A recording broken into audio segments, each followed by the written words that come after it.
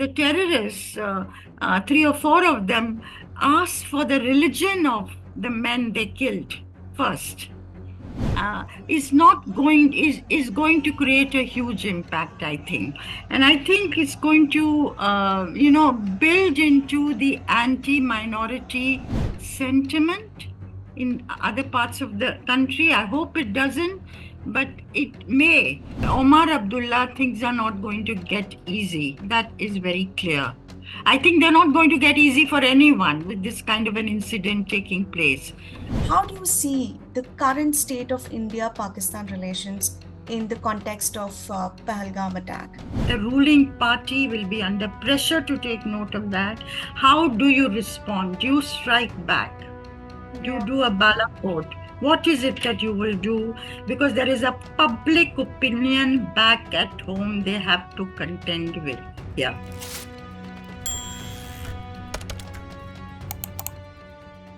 Hello and welcome to the Indian Express. I'm Charulata Biswas and you're watching Explain Politics with me and contributing editor at the Indian Express, Neerja Chowdhury. Neerja ma'am, on April 22nd, a dastardly attack happened. In a terror attack, tourists were killed in Pahalgam in Jammu and Kashmir. And today, one of the attackers has been identified. And what we are also getting to know is that the Resistance Front, TRF, which is a shadow group of the banned Pakistan-based Lashkar-e-Taiba terror group, they have claimed responsibility for the attack. And Pakistan's Defense Minister Khwaja Asif, he's claimed that they have nothing to do with this incident. India, however, we are not convinced by Pakistan's denial at this point in time.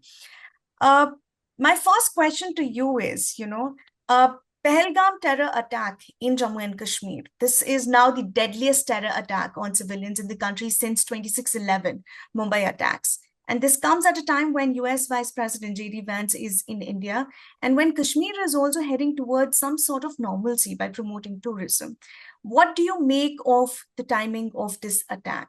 The crucial part of the attack, and it's a dastardly attack, as you said, which has devastated people. To see it all unfold on television, how it all happened, men singled out and shot. But the timing of the attack is the significant part of it, I think, to understand. Now, it has, I feel, implications at various levels. One, of course, it has implications for J&K. Because as you said, tourism had been picking up. And if you look at the graph, that graph has been rising since 2020 till this year. Large numbers of tourists, huge numbers of tourists who were going to the valley and Jammu. From all parts of the country, from the world. And even, you heard people of the Indian diaspora talk frequently that they'd go to Kashmir, things are normalized and so on. So now with this one attack, we already have news of flights getting cancelled, hotel bookings getting cancelled, and I can't imagine people going back to J&K very soon.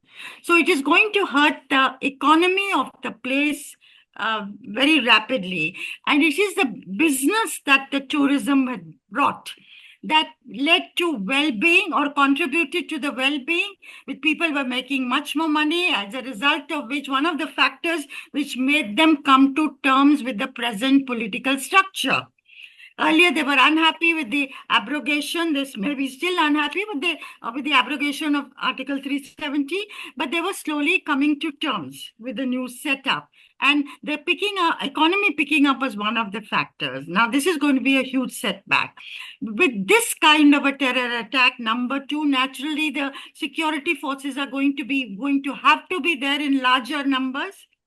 And there are going to be searches, there are going to be interrogations, there is going to be the police and the security forces that are present there, visibly present there, which are not going to make people unhappy and may lead to alienation, could lead to alienation.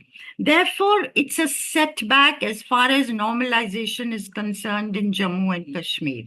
That is number one implication. Number two implication is the message that has gone all over the country. Forget the world for the moment. All over the country, there were people who came from, bodies will now go back to Maharashtra, to Kerala, to Karnataka, to other parts of the country from where the tourists came. And it's going to have a very strong impact. And the fact that the terrorists, three or four of them, asked for the religion of the men they killed first, is going to create a huge impact, I think. And I think it's going to build into the anti-minority sentiment in other parts of the country. I hope it doesn't, but it may. And if there are now, for instance, if there are protest movements against the Waqf Amendment Act, as we've seen with the Muslims, very agitated about many sections. Now the matter is before the Supreme Court, and certain contentious provisions of that act have been stayed till the next hearing on May 5th. But if the protests go on, then would there be a greater backlash in different parts of the country? So does it create a wider Hindu-Muslim gap as a result? And I think people who've engaged in this terror attack did a very hard calculation of what it could lead to and the implications. It's not just for nothing that they did it. Of course, Pakistan government, as you said, has said we have nothing to do with it, and the TRF has taken responsibility. But few in India will buy that explanation. And they feel that given the statement that was made by the army chief of Pakistan only a couple of days ago, that Kashmir is Islamabad's jugular vein and we will never forget it, was a clear message of what they wanted to indicate, and also a message to the Muslims in the valley that we've not given up on Kashmir, that we are going to be around. And then comes this terror attack. So that will have its impact in the rest of India. So I think that, and of course, as you say, J.D. Vance is vice president of the US being here.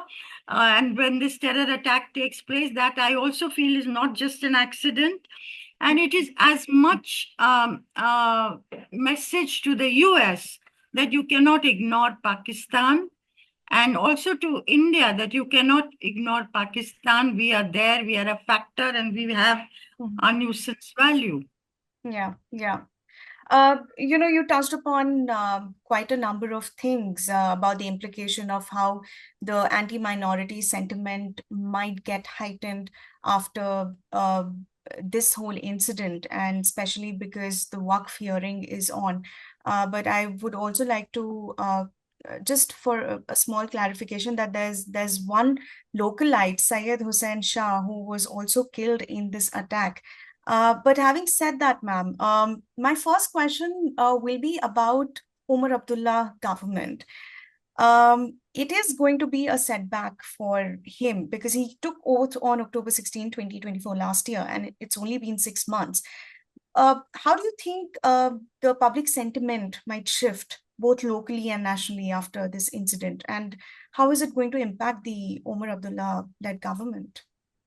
It is possible that the statehood that the government of India has promised for J&K may not take place now as soon as was possibly expected by him and the National Conference. He's been repeatedly talking about it as a promise made, and he's a half government. There is little doubt about that. He's a half government without the full statehood powers, and the LG enjoys powers. So much of the powers that should belong to the chief minister. But with this kind of an incident taking place, I don't know whether the center will be in a mood to confer statehood on the state very quickly. So it is a setback for Omar Abdullah. But it makes the situation very difficult for him because his own constituents will ask this question. They will want this to happen. And so the tension for him also will continue, will mount and continue. Will the government remain could the center get rid of the government? I don't think so. But for Omar Abdullah, things are not going to get easy. That is very clear.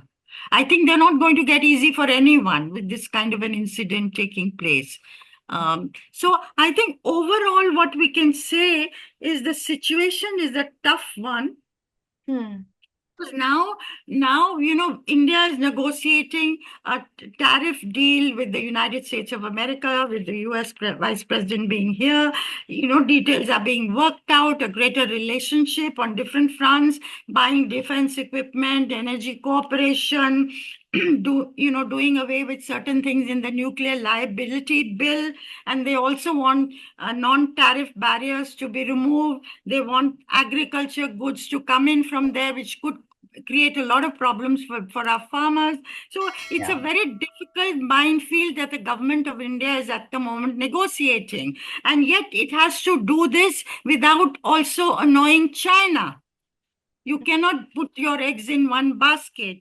And in a sense, with this incident taking place, India will also have to be more mindful of China. Because China if Pakistan comes under pressure, then China is likely to support Pakistan. So again, things have become a little more difficult overall. As I say, the minefield that we are having to navigate. It's going to be a trickier one.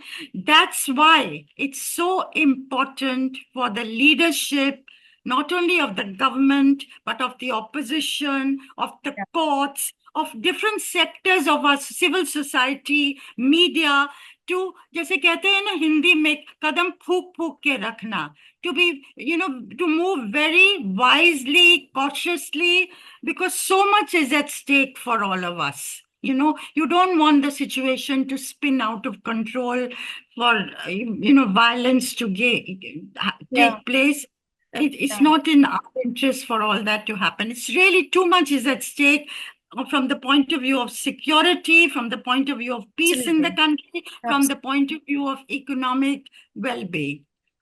Absolutely, because like you said, fortifying Jammu and Kashmir again, it's going to again impact the tourism. The localites are gonna ask several questions. But going back to what you said, kadam फूक फूक के रखना है.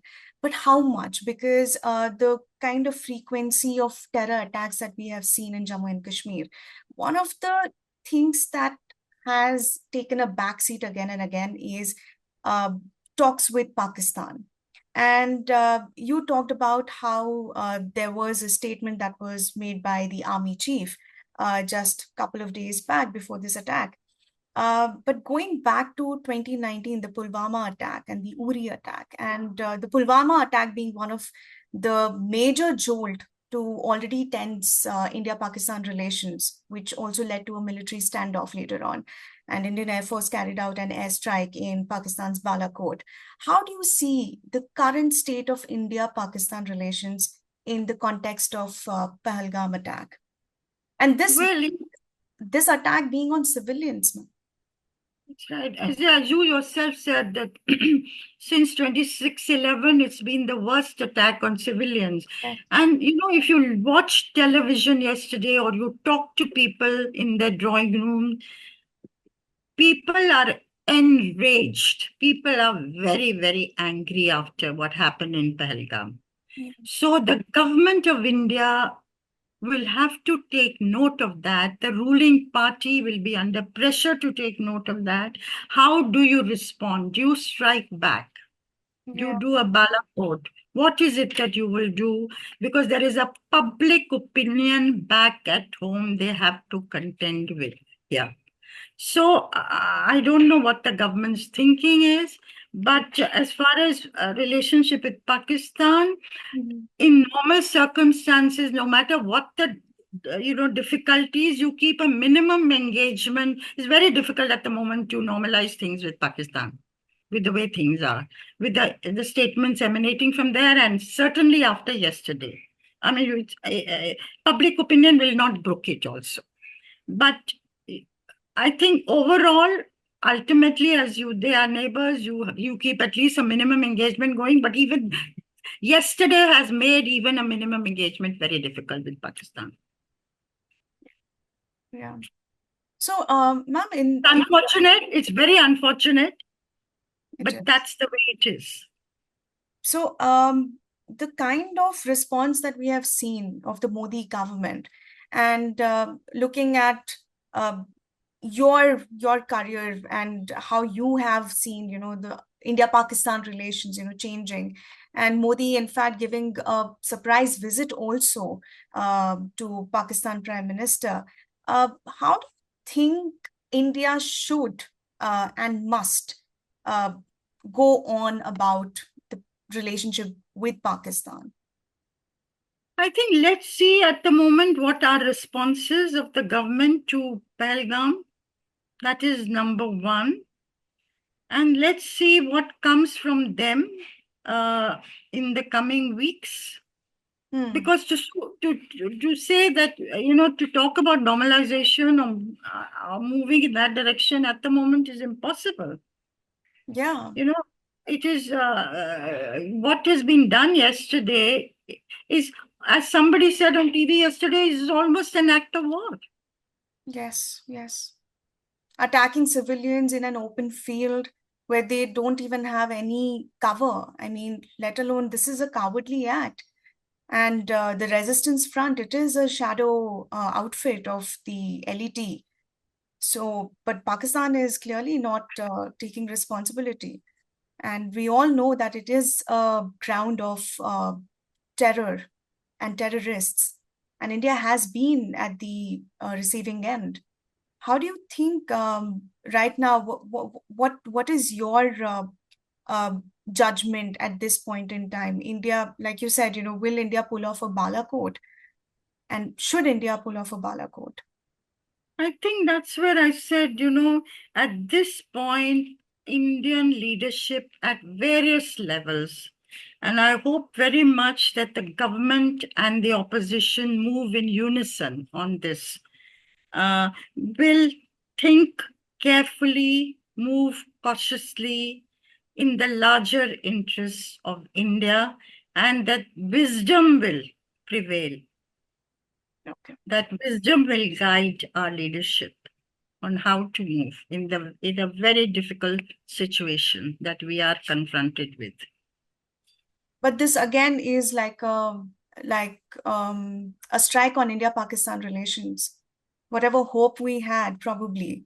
I mean, we already stopped playing in Pakistan. The match was held in Dubai instead. India sort of took a stand.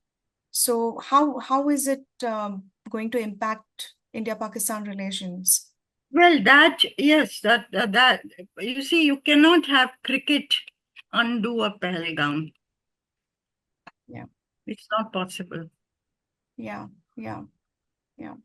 So it's definitely going to impact our relationship with Pakistan, and we'll have to wait and watch what the Modi government will do and the action that we will take. Thank you so much, Neerja ma'am, for your inputs, and thank you so much, viewers, for tuning in. For all the updates on Pahalgam terror attack, tune in to Indian Express's YouTube channel and get all the updates on indianexpress.com. We are covering each and every angle of this terror attack and giving you all the updates. So don't forget to like, share, subscribe to our channel, The Indian Express. And I'll be back with Neerja Chowdhury next week with another topic. But for now, thank you so much for watching this episode. Thank you so much, Neerja. Thank you. Thank you. Thank you.